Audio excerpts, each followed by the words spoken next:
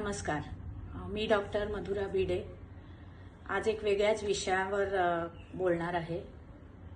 गेल्या 25 वर्षाच्या प्रॅक्टिसमध्ये बरेच पेशंट्स मला काही प्रश्न विचारत असतात, तर असेच प्रश्न घेऊन अनेक वेळा मी येणार आहे.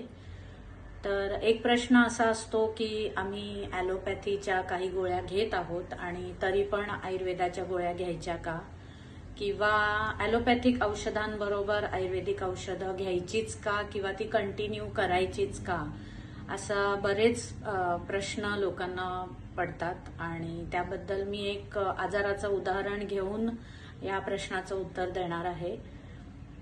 आपल्याला असं लक्षात येतं की एकदा एखादा हॉर्मोन शरीरातला बिघडला, उदाहरणार्थ थायरॉइडच्या हॉर्मोनल लेवल्समध्ये काही बिघाड झाला, तर आपल्याला गोळ्या सुरू केल्या जातात. ज्यावेळेस तुम्ही डॉक्टरांकडे जातात तेव्हा एखादी गोळी सुरू केली जाते आणि डॉक्टर सांगतात तुम्हाला या गोळ्या आयुष्यभर घ्यायच्या आहेत.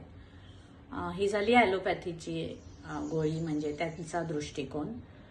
आता विचार करा की शरीरातलं एक हॉर्मोन जेव्हा बिघडतं तेव्हा शरीरातल्या काही सिस्टम्स हलतात, म्हणजे काही चेंजेस होतात.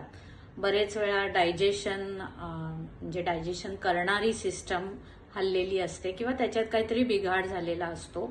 आयुर्वेदाच्या दृष्टिकोनाने वात, पित्त, कफ यात काहीतरी इम्बॅलन्स तयार झालेला असतो आणि त्यामुळे ते हॉर्मोन बिघडतं आणि त्यामुळे मग थायरॉइड सारखा आजार निर्माण होतो किंवा थायरॉइडच्या हॉर्मोनचे आजार निर्माण होतात. या आजारांचे लक्षणं वगैरे याबद्दल आपण कधीतरी नंतर बोलूया. तर आयुर्वेदाच्या दृष्टिकोनाने तुमच्या शरीरामध्ये दोषांमध्ये बदल झालेला आहे आणि त्या दोषांमधला बदल हा आपल्या लाईफस्टाईलमुळे, आपण जे काही जेवतो त्याच्यामुळे सुद्धा बदल झालेला आहे. आणि हा जर आपल्याला सुधारायचा असेल, हा जो काही इम्बॅलन्स तयार झालेला आहे तो नॉर्मलला आणायचा असेल, तर आपल्याला त्याप्रमाणे लाईफस्टाईल बदलावी लागते. आणि त्या दोषांमधलं, म्हणजे मी जसं आता म्हटलं की वात, पित्त, कफ यामधला इम्बॅलन्स झालेला असेल तर तो दुरुस्त करायला हवा आणि मग तो आजार बरा होतो, असं आयुर्वेदाचं म्हणणं आहे. तर ज्यावेळेस आपल्याला एक हॉर्मोन बदलला तर आपल्याला एक गोळी लागते. तर या हॉर्मोन बदलल्यामुळे सुद्धा आपल्या शरीरामध्ये आणखीन पुढचे पण बदल होणार आहेत. जनरली ॲलोपॅथीची जी गोळी आहे ती तुमच्या या लेवल्सला मेंटेन करण्याचं काम करत असतं. तर या गोळ्या आपण कायम जोपर्यंत घेत राहतो तोपर्यंत आपल्या लेवल्स मेंटेन होतात. आणि ज्यावेळेस आपण अचानकपणे टेस्ट वगैरे न करता आपण या गोळ्या बंद केल्या तर आपले लेवल्स परत डिस्टर्ब व्हायला लागतात किंवा त्यांच्यात इम्बॅलन्स तयार होतो.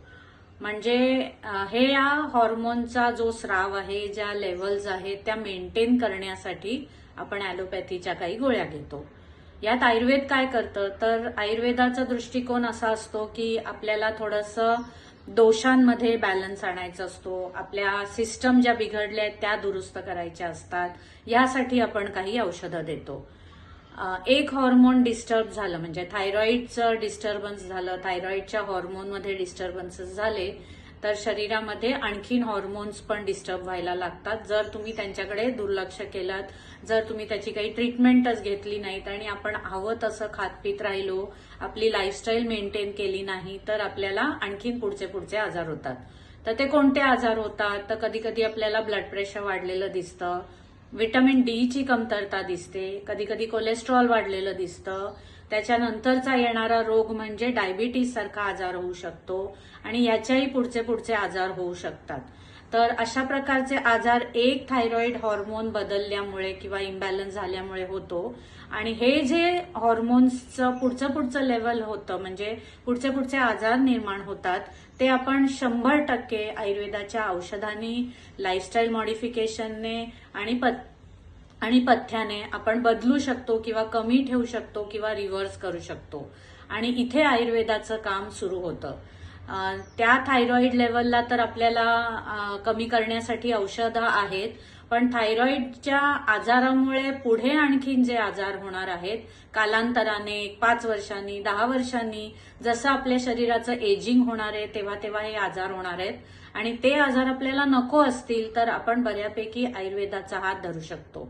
आयुर्वेदाच्या सांगितलेल्या पथ्यामुळे, काही औषधांमुळे आपण पुढचे कॉम्प्लिकेशन्स थांबवू शकतो. आणि त्यासाठी तुम्ही जर ॲलोपॅथीची औषधं घेत असाल तर तिथे आयुर्वेदाची पण औषधं घेणं आपल्याला फ्रुटफुल आहेत, आपल्याला युजफुल आहेत आणि आपण आपले पुढचे आजार निदान कमी करू शकतो. अशा प्रकारे आयुर्वेदाची सांगड जर ॲलोपॅथीच्या मेडिसिन्स बरोबर घातली तर आपल्याला आपलं निरोगी आयुष्य सुद्धा जगता येण्यासारखं आहे. आपल्या लाईफस्पॅन मध्ये सुद्धा वाढ करण्यासारखी स्टेज आहे. त्यामुळे ॲलोपॅथिक औषधं आणि आयुर्वेदिक औषधं ही दोन्ही जर तुम्ही एकत्र घेऊ शकलात तर बऱ्यापैकी कॉम्प्लिकेशन्स आपण वाचवू शकतो. अशा प्रकारचे जर तुम्हाला काही प्रश्न असतील तर नक्की कमेंट्स मध्ये पाठवा. मी माझ्या परीने आयुर्वेदाचा तुम्हाला कसा उपयोग करून देता येईल हे नक्कीच सांगेन. धन्यवाद.